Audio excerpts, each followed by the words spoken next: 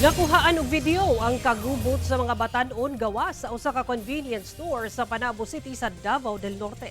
Atong sayro ng detalye ini sa live report ni John D. Esteban. John D.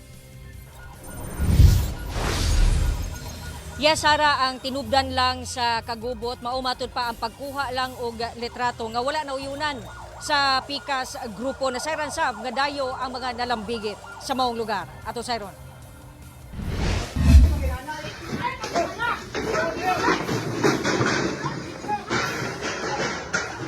Kini ang viral video online. Diin makita nga nagkagubot ang mga batan-on gawas sa usa ka convenience store sa Barangay San Pedro, Panabo City, Davao del Norte.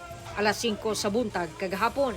Nagsugod ang kagubot sa panaglalis.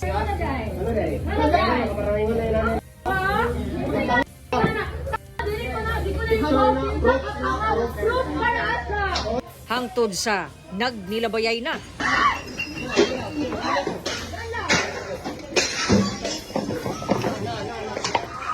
Nahunong lang ang gubot dihang miuwang na ang security guard.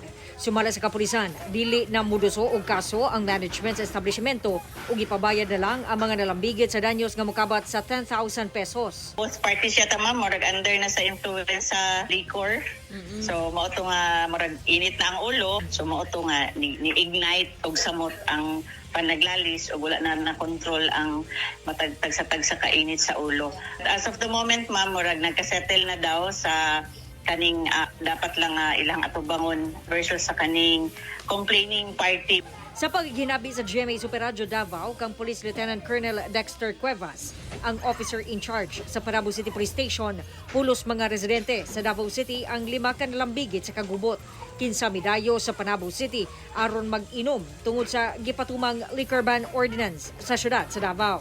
Nanukad matud pa ang kagubot human gipalagan sa usa ka grupo ang pagkuha sa laing grupo og hulagway og video nga walay pagtugot gikan kanila.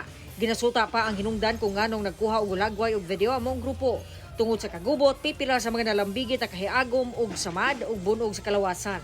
Gitugo na sa barangay ang panaghusay sa mga batanon. Ginasulayan pa sa GMA Regional TV1 Mindanao nga makuhaan og pahayag ang mga nalambigit sa insidente.